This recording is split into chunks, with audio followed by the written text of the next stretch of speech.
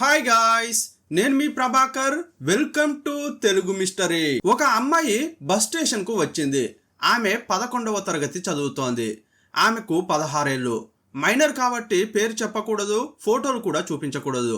అందువల్ల ఆమె పేరును మనం పాయల్ అనుకుందాం. ఆ రోజు 2024 ఆగస్టు 12 ఢిల్లీలో సాయంత్రం 6 గంటలు. చేతిలో బ్యాగు పట్టుకుని ఒంటరిగా నిలబడి ఉంది. ఆమె ముఖంలో బిత్తర చూపులు స్పష్టంగా కనిపిస్తున్నాయి. లోలోన లెక్కలేనంత భయం ఉంది. గుండె దడా దడా కొట్టుకుంటోంది. ఒంటరిగా వెళ్తున్న ఆమె ఏదైనా ప్రమాదం కలుగుతుందా అని భయపడుతోంది. కానీ మొండి ధైర్యం ఆమెను ముందుకు నడిపిస్తోంది. ఆమె మనసులో ఎన్నో ఆలోచనలు, ఎన్నో కన్ఫ్యూజన్లు ఉన్నాయి. జేబులో ఉన్న డబ్బును చేతుల్లోకి తీసుకుని చూసింది. ఈ డబ్బు సరిపోతుందా లేదా అని ఆలోచించింది. కాసేపు అక్కడే కూర్చుని అటూ ఇటూ చూసింది. ఆ తర్వాత తను వెళ్లాల్సిన బస్సు కోసం వెతుకుతోంది. ఈ అమ్మాయి ఇలా కంగారు పడుతుంటే ఒక బస్సు కండక్టర్ దూరంగా ఉండి ఆమెను గమనించాడు. ఆ తర్వాత దగ్గరకు వెళ్ళి, ఏమ్మా ఎక్కడికి వెళ్ళాలి అని అడిగాడు. అప్పుడు పాయల్ కొంచెం సంకోచంతోనే, నేను పంజాబ్లోని పటియాలాకు వెళ్ళాలి అంకుల్ అని చెప్పింది. ఆ మాట విన్న బస్ కండక్టర్, పటియాలాకు నేరుగా వెళ్లే బస్సు లేదమ్మా, ముందుగా డెహ్రాడూన్కు వెళ్ళాలి, అక్కడి నుంచి పటియాలాకు వెళ్ళాలి అని చెప్పాడు. ఆ మాటలు విన్నాక ఆ బస్సును ఎలా కనిపెట్టాలా, ఎలా వెళ్ళాలా అన్న భయం ఆమె ముఖంలో కనిపిస్తోంది. ఆమెలో భయాన్ని అతడు గమనించాడు. ఏమ్మా నువ్వేం సంకోచించకు, మా బస్సు డెహ్రాడూన్కే వెళ్తోంది, ఇక ఏమీ ఆలోచించకుండా బస్సు ఎక్కు అన్నాడు. డెహ్రాడూన్ నుంచి పటియాలా 250 కిలోమీటర్లు ఉంటుంది. డెహ్రాడూన్కు వెళ్తే చాలా బస్సులు దొరుకుతాయని చెప్పడంతో పాయల్ ఆ బస్సు ఎక్కింది. బస్సులో చూస్తే సగం నిండిపోయి ఉంది. ఖాళీగా ఉన్న సీట్ చూసి కిటికీ పక్కన కూర్చుంది. ఆమె మనసులో ఎన్నో సంఘర్షణలు జరుగుతున్నాయి. వాటి నుంచి కాస్త రిలీఫ్ కావాలంటే నిద్రపోవడమే మంచి మార్గం అనుకుంది. వాటన్నింటినీ పక్కకు పెట్టి కళ్ళు మూసుకుంది. నెమ్మదిగా ప్రయాణికుల శబ్దం, ఇతర వాహనాల రణగుణ ధ్వనులు వినిపించడం కాస్త తగ్గుతోంది. అంటే ఆమె ఇప్పుడు నిద్రలోకి జారుకుంది. హైవే వరకు పిల్లి నడకలా సాగిన బస్సు హైవే రోడ్డుపైకి వెళ్ళగానే స్పీడ్ అందుకుంది. రోడ్డు పక్కన ఉండే చెట్ల చల్లదనంతో పాయల్ హాయిగా నిద్రపోతోంది. ఎంతో ప్రశాంతంగా బస్సులో కునుకు తీస్తున్న పాయల్కు రాబోయే భయంకరమైన ఆపద గురించి అప్పుడు ఆమెకు తెలియదు. 2024లో నార్త్ ఇండియా మొత్తం ఈ కేసు గురించి పెద్ద ఎత్తున చర్చించింది. ఒంటరిగా బయటకు వెళ్లే ప్రతి ఆడపిల్ల, ప్రతి మహిళ తప్పకుండా చూడాల్సిన వీడియో ఇది. ఇంతకీ పాయల్కి ఏమైంది? ఈ కేసు నార్త్ ఇండియాలో సంచలనం సృష్టించడానికి కారణాలు ఏంటనే పూర్తి వివరాలను ఈ వీడియోలో చూద్దాం.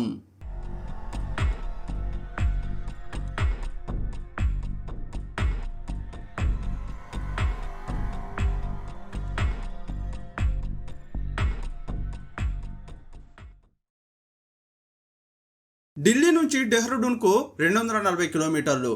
బస్సులో వెళ్తే 4-5 గంటలు పడుతుంది. 2024 ఆగస్టు 12వ తేదీ సాయంత్రం 6 గంటలకు ఢిల్లీ నుంచి బస్సులో బయలుదేరిన పాయల్ డెహ్రాడూన్ వచ్చేసరికి చాలా లేట్ అయింది. డెహ్రాడూన్ బస్టాండ్లో సిమెంట్ బెంచ్ మీద కూర్చుని ఉంది. ఆమె చాలా అలసిపోయి ఉంది. చింపిరి జుట్టు, జిడ్డు కారుతున్న ముఖం, అమాయకత్వపు చూపులతో అక్కడ ఉంది. కళ్ళలో చాలా భయం కనిపిస్తోంది. తనను ఎవరూ చూడకూడదన్న ఉద్దేశంతో ముఖాన్ని చేతుల్లో దాచుకుంది. అప్పుడు రాత్రిపూట రౌండ్స్కు వచ్చిన ఒక కానిస్టేబుల్ ఒక అమ్మాయి ఈ టైంలో ఒంటరిగా కూర్చుని ఉండడం చూసి ఆశ్చర్యపోయాడు. మైనర్ అమ్మాయి ఒంటరిగా ఉండడంతో ఆమె దగ్గరకు వెళ్ళాడు. ఏమ్మా ఇక్కడ ఒంటరిగా ఎందుకు కూర్చున్నావు? ఎక్కడికి వెళ్ళాలి? మీ అమ్మ నాన్న ఎక్కడా అని అడిగాడు. కానీ పాయల్ సమాధానం చెప్పకుండా తల వంచుకుంది. ఆమె భయంలో ఉన్నట్లు కానిస్టేబుల్కు అనిపించింది. మరోసారి అవే ప్రశ్నలు అడిగాడు. కానీ ఆమె ఎన్నిసార్లు అడిగినా నోరు తెరిచి సమాధానం చెప్పట్లేదు. కానీ ఆమె మనసులో ఓ మండుతున్న అగ్ని పర్వతం దాగి ఉందని, విస్ఫోటనానికి ముందు అది ప్రశాంతంగా ఉందని అతనికి అర్థమైంది. ఆమె ఎంతకీ జవాబు ఇవ్వకపోవడంతో పోలీస్ స్టేషన్కు కాల్ చేశాడు. ఒక లేడీ పోలీస్ని డెహ్రాడూన్ బస్టాండ్కు రప్పించాడు. ఆ లేడీ పోలీసు పాయల్ను చూడగానే ఆమెకు ఏదో సందేహం కలిగింది. పాయల్ భుజంపై చెయ్యి వేసి ఆప్యాయంగా నిమిరింది. నువ్వెవరు? ఎక్కడికి వెళ్ళాలి? ఇక్కడెందుకు ఒంటరిగా ఉన్నావు అని అడిగింది. అప్పుడు పాయల్ లో గొంతుతో చాలా భారంగా మాట్లాడుతోంది. నేను పటియాలకు వెళ్ళాలి, నాకు చాలా ఆకలిగా ఉంది మేడం అని చెప్పింది. ఆ మాట వినగానే ఆ పోలీసుల గుండెలు తరుక్కుపోయాయి. వెంటనే ఆమెను బాలల సంరక్షణ గృహానికి తీసుకెళ్లారు. ఆ అమ్మాయికి భోజనం పెట్టించారు. తిన్న తర్వాత నిద్రపోయిందే తప్ప తను ఎవరు, ఎందుకు బస్టాండ్లో ఒంటరిగా కూర్చుంది అనే వివరాలు చెప్పలేదు. ఆమె చాలా భయంగా ఉంది. కాస్త కుదుట పడాలి, ఆ తర్వాత అన్ని వాస్తవాలు రాబట్టాలని పోలీసులు అనుకున్నారు. ఉదయం ఆ అమ్మాయి లేవకముందే పోలీసులు అక్కడకు వెళ్ళారు. అప్పుడు కూడా ఒక్క మాట మాట్లాడలేదు. ఆమె చాలా భయంలో ఉందని అర్థం చేసుకున్న పోలీసులు ఇలా అడిగితే నోరు తెరిచేలా లేదని మానసిక పరిస్థితి ఎలా ఉందో తెలుసుకోవడానికి వైద్యుల దగ్గరికి తీసుకెళ్లారు. పాయల్ చాలా షాక్లో ఉందని, ఆ షాక్ నుంచి కోలుకునే వరకు కాస్త ఆగాలని వైద్యులు చెప్పారు. ఈ సమయంలో ఆమెకు కొన్ని మెడికల్ టెస్టులు చేశారు. కాసేపట్లోనే మెడికల్ రిపోర్టు వచ్చింది. ఆ రిపోర్టు చూశాక పోలీసుల ముఖాలు తెల్లబోయాయి. తాము అనుకున్నట్లే జరిగిందా అని కోపోద్రిక్తులయ్యారు. కానీ ఆ రిపోర్టుతో పాయల్కు ఏం జరిగిందో ఊహించిన పోలీసులు పాయల్ చెప్పే వరకు వేచి చూశారు. ఆ రోజు ఆగస్టు 15, అంటే భారత స్వాతంత్ర దినోత్సవం. ఆ రోజే పాయల్ షాక్ నుంచి కోలుకుంది. అప్పుడు పోలీసులు అడగడంతో 3 రోజుల క్రితం ఏం జరిగిందో అన్నీ చెప్పుకొచ్చింది. ఆగస్టు 12 రాత్రి జరిగిన విషయాలు ఒక్కొక్కటిగా పూసగుచ్చినట్లు చెబుతుంటే పోలీసుల రక్తం సలసల మరిగిపోయింది. వెంటనే డెహ్రాడూన్ బస్టాండ్లోని 32 సీసీటీవీ కెమెరాల ఫుటేజీలను పరిశీలించారు. అనుమానాస్పదంగా ఎవరైనా కనిపించారా అని వెతికారు. అప్పుడు 32 ఏళ్ల ఒక వ్యక్తి పాయల్ను గమనిస్తుండడం చూశారు. ఆ వ్యక్తిపై అనుమానం వచ్చిన పోలీసులు అతని ముఖాన్ని పాయల్కు చూపించారు. ఆ ముఖం చూడగానే ఆమె భయంతో వణికిపోయింది. సార్, అతడే అతడే అని కంటిన్యూగా అరుస్తోంది. వెంటనే పోలీసులు డెహ్రాడూన్ బస్టాండ్కు వెళ్ళి ఆ సీసీటీవీ ఫుటేజ్లో ఉన్న వ్యక్తి గురించి విచారణ చేశారు. అతడు ప్రభుత్వ బస్సులో కండక్టర్ అని తెలిసింది. అతని పేరు ధర్మేంద్ర. అతని పేరులో ధర్మం ఉంది, కానీ ధర్మం పాటించడు. అతని అడ్రస్ తీసుకున్న పోలీసులు హరిద్వార్లోని ధర్మేంద్ర ఇంటికి వెళ్ళి అతన్ని అరెస్ట్ చేశారు. కస్టడీలోకి తీసుకుని ఆ అమ్మాయిని ఏం చేశావని అడిగారు. కానీ అతడు కళ్ళబొల్లి మాటలు చెప్పాడు. సార్, ఆమెను నేనేం చేయలేదు సార్, నేను అమాయకుణ్ణి సార్ అని అంటున్నాడు. కానీ పోలీసులు కాస్త చేతికి పని చెప్పడంతో ఆ రాత్రి ఏం జరిగిందో మొత్తం చెప్పాడు. ఢిల్లీలోని బస్టాండ్లో డెహ్రాడూన్ బస్సు ఆగింది. ఒక్కొక్కరుగా ప్రయాణికులు వచ్చి ఎక్కుతున్నారు. ఆ బస్సులో కండక్టర్ ధర్మేంద్ర, డ్రైవర్ రాజ్పాల్ ఉన్నారు. ఈ ధర్మేంద్ర వయసు 32, డ్రైవర్ రాజ్పాల్ వయసు 52. ఇదే టైంలో బస్టాండ్లో ఒంటరిగా ఉన్న పాయల్ బిత్తర చూపులు చూస్తుంటే కండక్టర్ గమనించాడు. పాయల్కు పంజాబీ మాత్రమే వచ్చు, కానీ హిందీలో రాసిన బస్ పేర్లను చదవడం ఆమెకు కష్టంగా మారింది. ఇదంతా దూరం నుంచి కండక్టర్, డ్రైవర్ గమనించారు. ఆ అమ్మాయి ఒంటరిగా ఉంది, పక్కన ఎవరూ లేరని తెలుసుకున్నారు. అప్పుడు ఈ ధర్మేంద్ర పాయల్ దగ్గరకు వెళ్ళాడు. ఏమ్మా, ఎక్కడికి వెళ్ళాలి అని అడిగితే, అంకుల్, నేను పటియాలాకు వెళ్ళాలి అంకుల్ అని చెప్పింది. అలాగా అమ్మా, కానీ ఢిల్లీ నుంచి పటియాలాకు డైరెక్ట్గా బస్సులు లేవమ్మా. నువ్వు పటియాలాకు వెళ్ళాలంటే మొదట డెహ్రాడూన్ వెళ్ళాలి. అక్కడ ఇంకో బస్సు ఎక్కితే పటియాలాకు వెళ్ళొచ్చు. డెహ్రాడూన్ వెళ్తే అక్కడ నుంచి పటియాలాకు చాలా బస్సులు ఉంటాయి. ఇప్పుడు మా బస్సు కూడా డెహ్రాడూన్ బయలుదేరుతోంది. నువ్వొచ్చి మా బస్సు ఎక్కమ్మా. డెహ్రాడూన్లో దిగిన తర్వాత నేనే నిన్ను పటియాలా బస్ ఎక్కిస్తా అని చెప్పాడు. అతని మాటలు చాలా స్వీట్గా ఉన్నాయి. అతన్ని నమ్మిన పాయల్ ఆ బస్సులోకి ఎక్కింది. కిటికీ దగ్గర కూర్చుని నిద్రపోయింది. కొన్ని గంటల తర్వాత కళ్ళు తెరుచుకుని చూస్తే చాలా చీకటిగా ఉంది. అప్పుడు ఆమె దగ్గరకు వచ్చిన కండక్టర్, ఏమ్మా, బాగా నిద్రపోయావా అంటుంటే, అవునంకుల్, చాలా టయర్డ్గా ఉండింది, అందుకే బాగా నిద్రపోయా అని చెప్పింది. డెహ్రాడూన్ వచ్చిందా అని అడుగుతుంటే, దగ్గరికి వచ్చాం, ఇంకా సేపట్లో డెహ్రాడూన్ వస్తుందని చెప్పాడు. ఆ తర్వాత కిటికీలోంచి బయటకు చూస్తోంది. కాసేపట్లోనే బస్సు డెహ్రాడూన్ బస్టాండ్లోకి వెళ్ళింది. కానీ అక్కడ బస్టాండ్ ఖాళీగా ఉంది, ఒక్క బస్ కూడా లేదు. అదంతా గమనించిన పాయల్, అంకుల్, పటియాలాకు వెళ్ళే బస్సు ఎప్పుడు వస్తుంది అని అడిగింది. అతడు టైం చూసుకుని, ఇంకో అరగంటలో బస్సు వస్తుందమ్మా, కానీ నువ్వు ఈ బస్సు దిగకు, వెనక సీట్లోకి వెళ్ళి కూర్చో, బస్సు వచ్చినప్పుడు నేనే చెప్తా అన్నాడు. కండక్టర్ ధర్మేంద్ర చెప్పిన దాన్ని నమ్మి ఆమె బస్సు వెనక సీట్లో కూర్చుంది. కాసేపట్లోనే బస్సులో ఉన్న 10 మంది కూడా దిగిపోయారు. బస్సు మొత్తం ఖాళీ అయింది. కేవలం వెనక సీట్లో పాయల్ మాత్రమే ఉంది.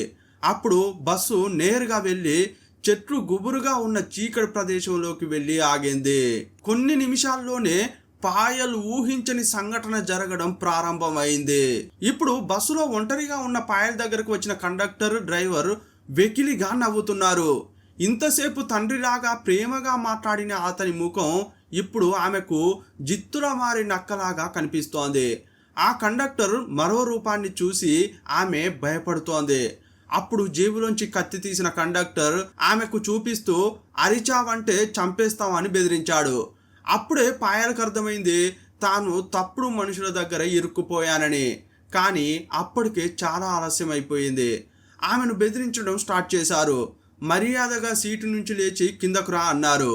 వారు అలా మాట్లాడుతుంటే భయపడిపోయిన పాయల్ చుట్టుపక్కల ఎవరైనా ఉన్నారా అని తిరిగి చూడాలని అనుకుంది. తల తిప్పావంటే ఈ కత్తి గొంతులో దిగుతుందని కండక్టర్ బెదిరించాడు. అప్పుడు డ్రైవర్ ఆమె చెంప పైకి కొట్టాడు. ఆమె బాగా ఏడుస్తుంటే ఆ పశువులకు కాస్త కూడా పాపం అనిపించలేదు. ఆమెను సీటు నుంచి కిందకు లాగి వారు చేయాలనుకున్నది చేశారు. ఒకరి తర్వాత ఒకరు దారుణానికి పాల్పడ్డారు. ఆ తర్వాత ఇంకో బస్ డ్రైవర్ కండక్టర్ దగ్గరకు వెళ్ళి ఒక అమ్మాయి చిక్కింది, కావాలంటే వెళ్ళి ఎంజాయ్ చేయండి అని చెప్పారు. వారు కూడా వెళ్ళి పాయల్పై దారుణానికి పాల్పడ్డారు. ఆ తర్వాత బస్టాండ్లోని క్యాషియర్ దగ్గరికి వెళ్ళిన కండక్టర్ ఆ రోజు వచ్చిన ఆదాయాన్ని డిపాజిట్ చేశాడు. అతనికి కూడా ఒక అమ్మాయి చిక్కింది, కావాలంటే ఎంజాయ్ చేయని చెప్పడంతో ఆ క్యాషియర్ కూడా బస్సులోకి వెళ్ళి దారుణం చేశాడు. ఈ 5 దుర్మార్గులు ఆ తర్వాత మళ్ళీ మొదటి నుంచి స్టార్ట్ చేశారు. ఒకరి తర్వాత ఒకరుగా ఆమెపై రాక్షసంగా ప్రవర్తించారు. ఆ తర్వాత దగ్గరలోని టీ షాపుకు వెళ్ళి నెక్స్ట్ ఏం చేద్దామని మాట్లాడుకుంటున్నారు. వారిలో ఒకడు ఏమంటున్నాడంటే, నాకు ఇంకా సరిపోలేదు, రాత్రంతా ఇక్కడే ఉంచాలి, ఆ తర్వాత నగ్నంగా వీడియో రికార్డ్ చేద్దాం, ఈ విషయం గనక బయటకు చెబితే వీడియోను సోషల్ మీడియాలో అప్లోడ్ చేస్తామని బెదిరిద్దాం, ఆ తర్వాత ఉదయం కాగానే ఫస్ట్ బస్సులోనే పటియాలాకు పంపిద్దామని అనుకున్నారు. ఆ ప్లాన్కు అంతా ఓకే చెప్పారు. మళ్ళీ ఆమెను బలాత్కారం చేయడానికి బస్సులోకి వెళ్ళారు. ఇప్పుడు బస్సులో పాయల్ లేదని తెలిసి షాక్ అయ్యారు. వారు టీ తాగడానికి వెళ్ళినప్పుడే పాయల్ అక్కడి నుంచి పారిపోయింది.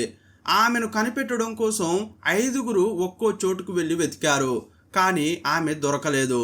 ఇప్పుడు పాయల్ ఒక చోట కూర్చుని ఉండడం ధర్మేంద్ర చూశాడు. కానీ ఆమె పక్కన కొంతమంది ప్రయాణికులు బస్సు కోసం నిలబడి ఉన్నారు. ధర్మేంద్ర అక్కడే ఉండి ఆమెను వాచ్ చేస్తున్నాడు. ఈ విషయమంతా ఎవరికైనా చెబుతుందా అని ఆ రాక్షసులకు భయం పట్టుకుంది. ఎవరికీ తెలియకుండా ఆమెను తీసుకెళ్లి నగ్నంగా చేసి వీడియో తీయాలనేది వారి ప్లాన్. సరైన సందర్భం కోసం వేచి చూస్తున్నారు. కాసేపట్లోనే అక్కడున్న ప్రయాణికులు కూడా వెళ్ళిపోయారు. కానీ అదే టైంలో రాత్రిపూట రౌండ్స్కు వచ్చిన పోలీసులు ఒంటరిగా ఉన్న పాయల్ను చూశారు. ఆ తర్వాత ఇంట్రోలో చెప్పుకున్నదంతా జరిగింది. పాయల్ను పరీక్షించిన వైద్యులు ఆమెపై అత్యాచారం జరిగిందని చెప్పారు. ఆమె శరీరంపై ఉన్న గాయాలు గమనించారు. పాయల్ డ్రెస్పై ఉన్న వెంట్రుకలు, సీమెన్ శాంపిళ్లను గుర్తించారు. ఆ మెడికల్ రిపోర్ట్ చూసిన తర్వాతే పోలీసుల రక్తం మరిగిపోయింది. ఈ అమ్మాయిని ఇంత దారుణంగా సామూహిక అత్యాచారం చేశారా అని రగిలిపోయారు. ఆ తర్వాత సీసీటీవీ ఫుటేజ్ చెక్ చేసి ధర్మేంద్రను గుర్తించి అతన్ని అరెస్ట్ చేశారు. విచారణలో ధర్మేంద్ర తన నేరాన్ని ఒప్పుకుని అన్ని విషయాలు చెప్పాడు. ఈ దారుణంలో పాలు పంచుకున్న 57 ఏళ్ల రాజ్పాల్, 52 ఏళ్ల దేవేంద్ర, 38 ఏళ్ల రాజేష్ కుమార్, 34 ఏళ్ల రవికుమార్ అనే మరో 4 అరెస్ట్ చేశారు. వారందరూ DNA తీసుకుని పాయల్ డ్రెస్లో, శరీరంలో దొరికిన DNAతో పోల్చారు. ఈ 5 దారుణం చేశారని వైద్యులు నిర్ధారించారు. ఈ విషయం బయటకు తెలిసాక నార్త్ ఇండియాలో విద్యార్థి సంఘాలు, మహిళలు రోడ్డుపైకి వచ్చారు. ఇంత దారుణానికి పాల్పడిన మానవ మృగాలను కఠినంగా శిక్షించాలని డిమాండ్ చేశారు. ఈ కేసు ఇంకా దర్యాప్తు జరుగుతోంది. ఆ రాక్షసులకు ఎలాంటి శిక్ష పడుతుందో వేచి చూడాలి. ఢిల్లీలో నిర్భయ కేసును తరచి చూస్తే ఓ విధంగా అలాంటి దారుణమే ఇదే. ఆ కేసులో నిందితులకు 2020 మార్చిలో ఉరి శిక్ష అమలు చేశారు. అయినా అలాంటి తరహాలో సంఘటనలు జరుగుతూనే ఉన్నాయి. ఇంతకీ ఆ రోజు బస్టాండ్లో ఒంటరిగా ఎందుకున్నావని పోలీసులు పాయల్ని అడిగినప్పుడు ఆమె ఏం చెప్పిందంటే, సార్ మా అమ్మా నాన్న చదువుకోవడం లేదని మందలించారు, అందుకే కోపంతో ఎవరికీ చెప్పకుండా ఇంట్లోంచి పారిపోయాను. పంజాబ్లోని తన ఇంటి నుంచి ఉత్తరప్రదేశ్లోని మొరాదాబాద్ వరకు వచ్చింది. అప్పుడే తనకు తప్పు చేసినట్లు అనిపించింది. ఇలా ఇంట్లోంచి పారిపోవడం కరెక్ట్ కాదు అనుకుంది. మళ్ళీ తన ఇంటికి వెళ్ళాలని అనుకున్నప్పుడు ఈ కామాంధుల చేతికి చిక్కి అత్యాచారానికి గురైంది. ఈ విషయాలన్నీ తెలుసుకున్న పోలీసులు పాయల్ను ఆమె తల్లిదండ్రులకు అప్పగించారు. ఈ కేసు ద్వారా మనం తెలుసుకోవాల్సింది ఏంటంటే, ఇంట్లో తల్లిదండ్రులతో గొడవ పడ్డ అమ్మాయిలు ఎట్టి పరిస్థితుల్లో ఇంట్లో ఎవరికీ చెప్పకుండా ఒంటరిగా బయటకు వెళ్ళొద్దు. అమ్మా నాన్న మందలించారనో లేక దండించారనో పాయల్లాగా బయటకు వెళ్ళే అమ్మాయిలు చిక్కుల్లో పడే అవకాశం ఉంది. ఈ ప్రపంచంలో సొంతింటి కంటే సురక్షితమైన ప్రదేశం అంటూ ఏమీ లేదు. అంతేకాదు, ఈ భూమి మీద తల్లిదండ్రుల కంటే సురక్షితమైన మనుషులు కూడా ఎవరు ఉండరు. చదువుకునే వయసులో ఉన్న పిల్లలు ఇది అర్థం చేసుకోవాలి. స్ట్రేంజర్ ఎప్పుడూ డేంజరే. మనకు తెలియని వారు ఎంత మంచివారైనా సరే వారిని గుడ్డిగా నమ్మొద్దు. మనం బస్సులోకి ఎక్కి ఈ సిటీ గురించి నాకేం తెలియదు, ఫలానా చోటుకు వెళ్ళాలి, బస్ స్టాప్ రాగానే చెప్పండి అంటే కరెక్ట్ ప్లేస్లో దింపే ఎంతో మంది మంచి కండక్టర్లు కూడా ఉన్నారు. కానీ వారిలో మంచివారెవరు చెడ్డవారెవరు అని కనిపెట్టడం కష్టం. ఈ సమాజంలో చాలా నక్కలు తోడేళ్ళు మేకపిల్ల వేషం వేసుకుని తిరుగుతున్నాయి. పైకి బాగానే కనిపిస్తాయి, కానీ సమయం దొరికినప్పుడు వాటి నిజ స్వరూపం బయటకు వస్తుంది. అందువల్ల అమ్మాయిలు అలాంటి పరిస్థితుల్లోకి వెళ్ళకూడదు. సమస్య వచ్చిన తర్వాత దాన్ని ఎలా పరిష్కరించాలని ఆలోచించడం కంటే ఆ సమస్య రాకుండా జాగ్రత్తగా ఉండడం బెటర్. కోపంలో ఇంటి నుంచి పారిపోయిన పాయల్ పెద్ద ప్రమాదంలో చిక్కుకుంది. కోపంలో ఆమె తీసుకున్న నిర్ణయం ఆమె జీవితాన్నే మార్చేసింది. అయితే ఇప్పుడు తల్లిదండ్రుల పాత్ర చాలా కీలకం. అమ్మాయిలపై ఇలాంటి దారుణాలు జరిగినప్పుడు వారిని మామూలు స్థితికి తీసుకురావడానికి ఓపికతో ప్రవర్తించాలి. పేరెంట్స్ ప్రేమపూరిత మాటలే వారిని ఆ షాక్ నుంచి బయటపడేలా చేస్తాయి. బాధితులు మాట్లాడాలని అనుకున్నప్పుడు మాత్రమే ఓపికగా వినాలి. అంతే తప్ప బలవంతంగా వివరాలు అడగకూడదు. మళ్ళీ ఇలాంటి పరిస్థితి వస్తుందేమోనని బాధితులు బయటకు వెళ్ళడానికే ఇష్టపడరు. జీవితం పాడైందని, భవిష్యత్తు చీకటైందని ఏడుస్తుంటారు. తనను బంధువులు నైబర్సు ఎలా చూస్తారో అని వారి ముఖం బయట చూపించడానికి కూడా వెనకాడుతుంటారు. రాత్రిళ్ళు సరిగా నిద్రపోరు. వారికి జరిగిన ఘోరాన్ని తలుచుకుంటూ కుమిలిపోతుంటారు. మనసు విప్పి మాట్లాడకుండా మూడీగా ఉండిపోతారు. నేరస్తులపై విపరీతమైన కోపం ఉంటుంది. ఆ కోపం క్రమంగా సమాజంపై మల్లుతుంది. అందరినీ ద్వేషించడం స్టార్ట్ చేస్తారు. అలాంటి టైంలో ఇది నీ తప్పు కాదు అని చెప్పినప్పుడు వారిలో తప్పు చేశామనే భావన తగ్గుతుంది. నువ్వు ఒంటరివి కాదు, నీతోనే మేము ఉన్నామని ధైర్యం చెప్పాలి. కుటుంబ సభ్యులు, స్నేహితుల ప్రోత్సాహం ఉంటే బాధితులు నెమ్మదిగా కోలుకుంటారు. మళ్ళీ జీవితాన్ని ముందుకు తీసుకెళ్తుంటారు. ఈ కేసులో పాయల్కు చాలా దారుణం జరిగింది. ఆమె కోలుకుని మళ్ళీ సమాజంలో ఎప్పట్లాగా కలిసిపోవాలని ఆశిద్దాం. ఈ కేసుపై మీ అభిప్రాయం ఏంటో కామెంట్ బాక్స్లో రాయండి. మరో వీడియోలో మళ్ళీ కలుసుకుందాం. అప్పటి వరకు బాయ్ బాయ్.